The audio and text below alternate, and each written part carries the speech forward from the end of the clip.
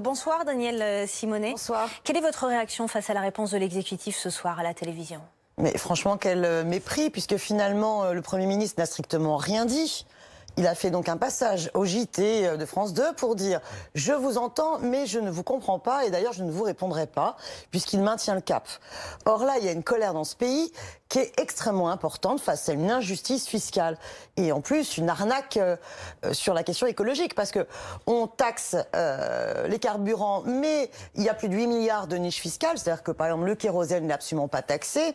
On sait par ailleurs qu'il y a à peine 19% des recettes de ces taxes qui vont à la transition énergétique. Et ce gouvernement n'en a strictement rien à faire de l'enjeu climatique. Regardez, c'est lui qui contribue à faire fermer des gares, des petites lignes en zone rurale. Macron, c'est quand même le symbole des cars Macron très polluant.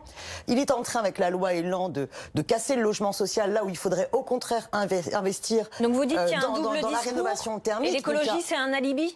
Écoutez, on taxe les particuliers et on exonère les grandes entreprises extrêmement polluantes. Regardez, Total fait partie des plus grosses entreprises polluantes et Total arrive à s'en sortir avec les niches fiscales, à pas payer d'impôts. C'est donc vraiment une arnaque écologique complète. Ce gouvernement n'engage pas le pays dans la transition énergétique, mais continue à faire les poches des travailleurs de ce pays, pour en plus faire des cadeaux aux plus riches à travers les 3 milliards sur l'ISF. En même temps, il y a un plan de 500 millions d'euros d'aide qui a été annoncé 500 millions d'euros d'aide supplémentaires pour accompagner les Français. Mais non, et c'est ce que dit Édouard Philippe ce soir. Non, parce que dans ces aides, vous savez, il y en a pas mal qui déjà passent par les régions, sachant que les régions et les collectivités, à travers la contractualisation de Macron, on leur met la corde au cou en baissant leurs dotations. Donc non, cette politique n'est absolument pas ni sociale ni écologique. Une vraie politique écologique, c'est quoi? C'est une politique qui donne la possibilité du choix. Si vous voulez que les personnes puissent moins utiliser leur voiture, donnez-leur la possibilité d'un autre moyen de transport. Or, toutes celles et ceux qui sont en colère dans tout le pays n'ont pas d'autre choix que d'utiliser leur voiture pour aller travailler, pour aller emmener les enfants à l'école, pour aller faire leurs courses. Et on leur dit, c'est vous qui allez payer, mais pendant ce temps, ne vous en préoccupez pas, mais par contre, les grandes entreprises, les multinationales très polluantes, elles, on ne leur fera rien payer. Et en plus, ce que l'on vous prend ne va pas servir à financer la transition écologique, puisque ça sera que pour 19%. Tout le reste, eh bien, c'est ce qui permet de financer, par exemple, le CICE, ou ce que nous coûtent les cadeaux sur l'impôt sur les grandes fortunes. Vous feriez quoi si vous étiez au pouvoir? Vous feriez quoi? Alors nous, c'est une transition écologique bien différente. Par exemple, aujourd'hui, l'urgence, c'est développer les transports en commun. Aujourd'hui, l'urgence, c'est développer le rail. Donc c'est certainement pas de fermer les petites lignes, c'est au contraire de les développer. Ça serait de permettre le transport de marchandises sur le train, au lieu de laisser des camions qui traversent la France entière.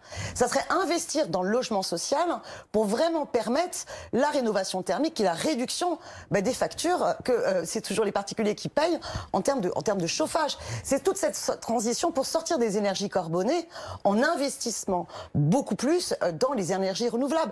Vous avez une trajectoire totalement possible de passer aux 100% énergie renouvelable.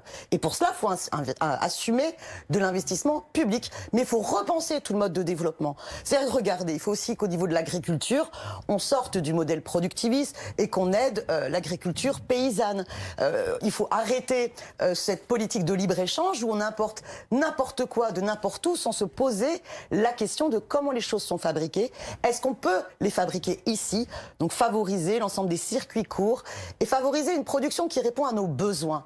Et assumer aussi un protectionnisme solidaire. Les produits qu'on est capable de produire ici et qui viennent d'ailleurs de façon polluante, il ne faut pas leur permettre de rentrer. Vous voyez, il y a plein de... Mais tout cela, ça nécessite aussi une désobéissance à l'échelle européenne. Pourquoi l'exécutif, le Premier ministre, est-il resté droit dans ses bottes ce soir, Stéphane Vernet?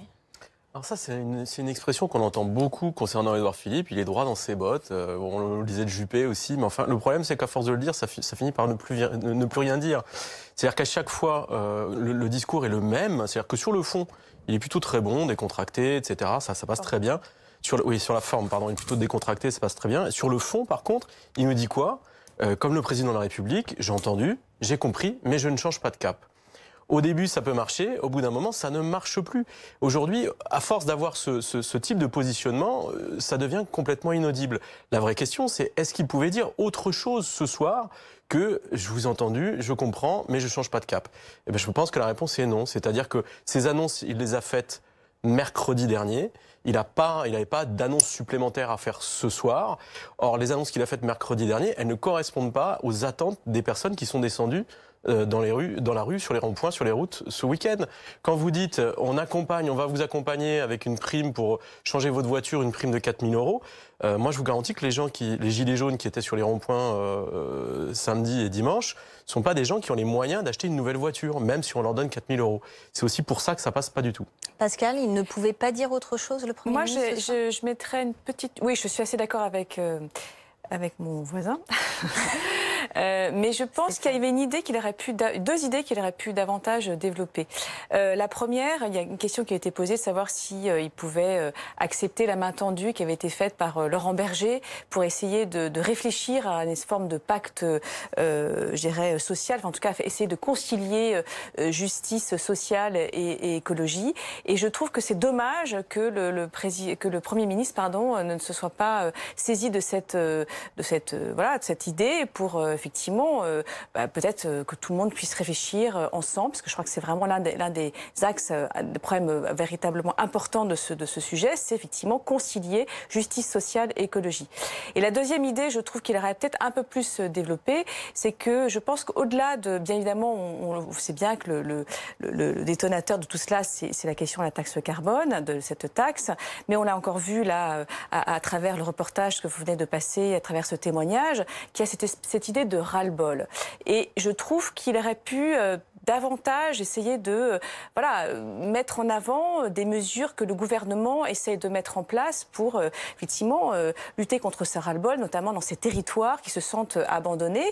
Il aurait pu faire un peu plus de pédagogie de sa propre politique pour justement montrer qu'effectivement ils essayent de désenclaver ces régions, de toucher toutes les questions de santé des déserts médicaux. Il y a quand même toute une palette quand même malgré tout de politiques publiques qu'ils essayent de mettre en œuvre et qui effectivement vise à toucher ces territoires et qu'il a complètement passé sous silence. Voilà. Mais Pascal Tournier, je pense que toute la politique de ce gouvernement va aggraver ce sentiment d'abandon des territoires. Parce que en matière de santé, et d'ailleurs, c'est pas pour rien que les infirmières seront en manifestation cette semaine, mardi, que dans les hôpitaux ça craque. La politique vise à imposer une austérité insupportable pour les hôpitaux, et les hôpitaux de proximité ont des services qui ferment ou ferment parfois en entier. Il y a une dégradation de l'accès aux soins qui est encore plus violente en zone rurale. En zone rurale, vous avez des gares qui ferment, vous avez des bureaux de poste qui ferment. Oui, bien sûr. Toute la politique d'austérité de ce gouvernement, va à l'encontre des services publics et en même temps va à l'encontre du pouvoir d'achat. Que ce soit à cause de certaines taxes, les taxes sont toujours injustes socialement, à la différence de l'impôt.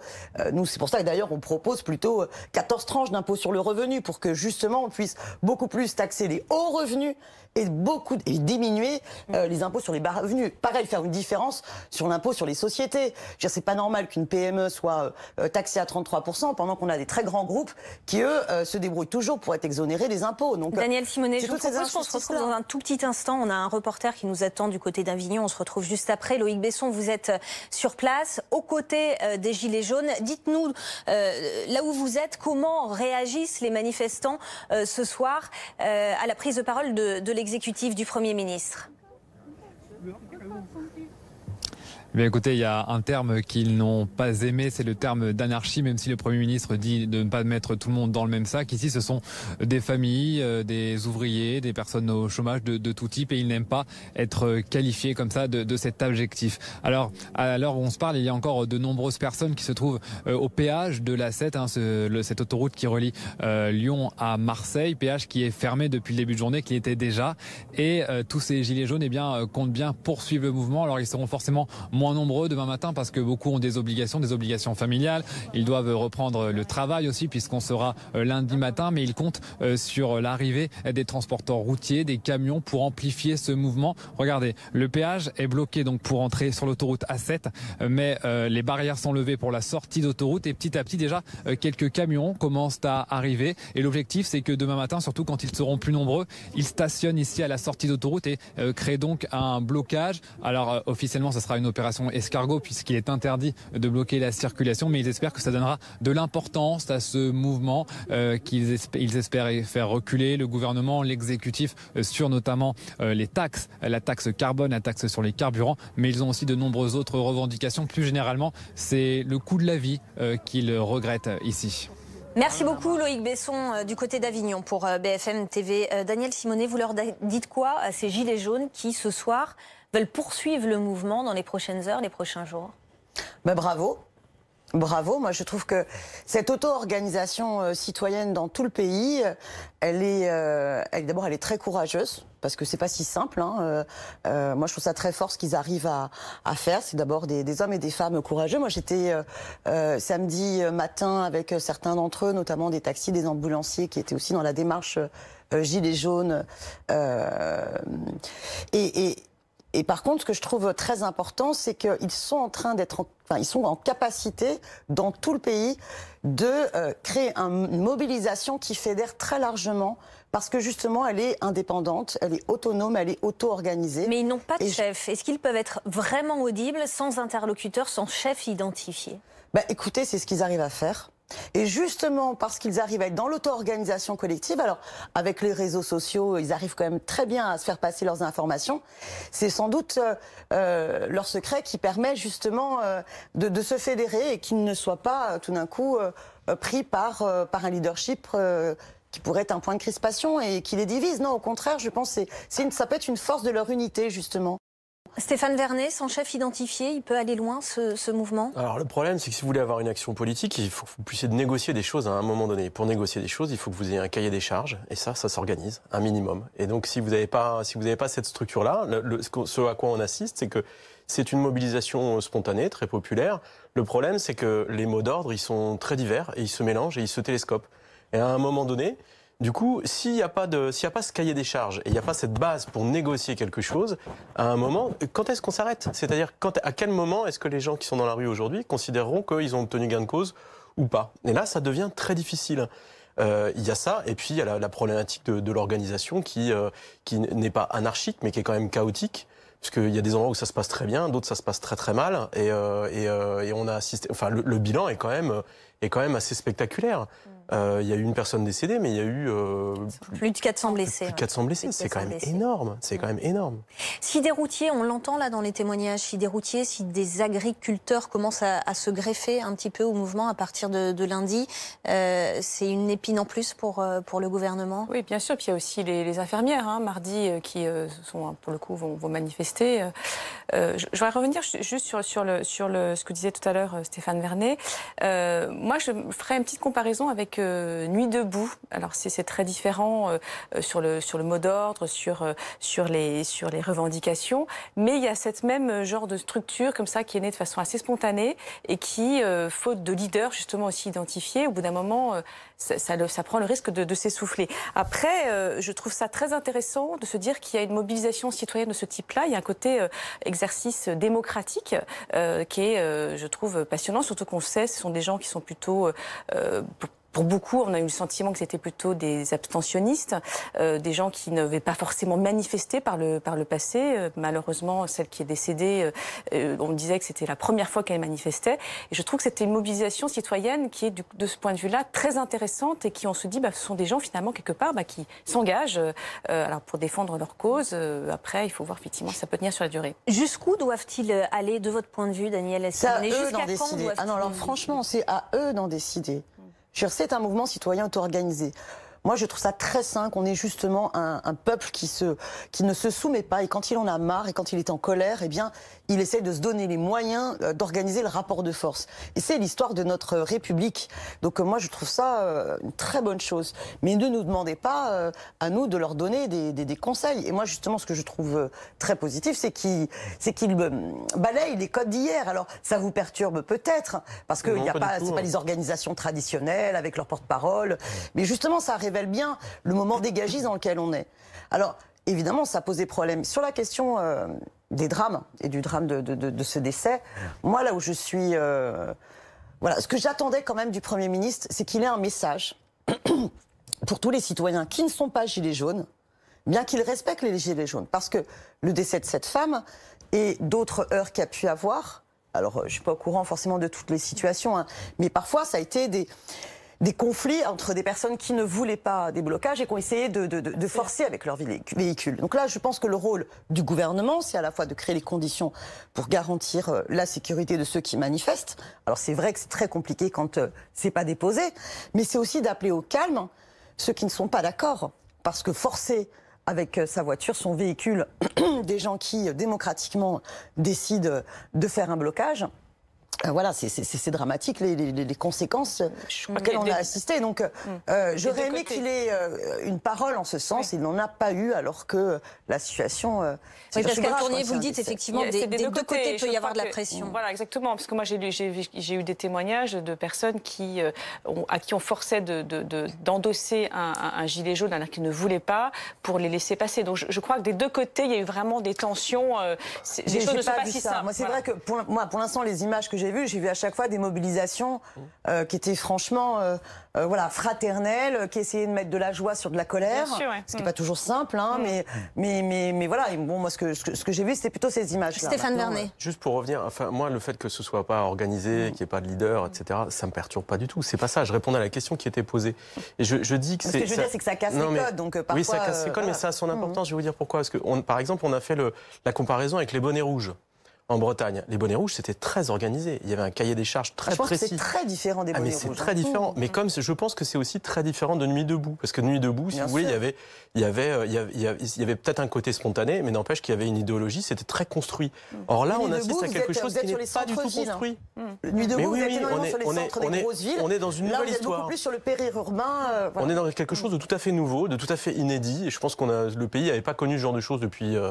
Je ne sais pas quand, mais voilà, et c'est aussi le fruit. Et c'est très bon pour notre démocratie.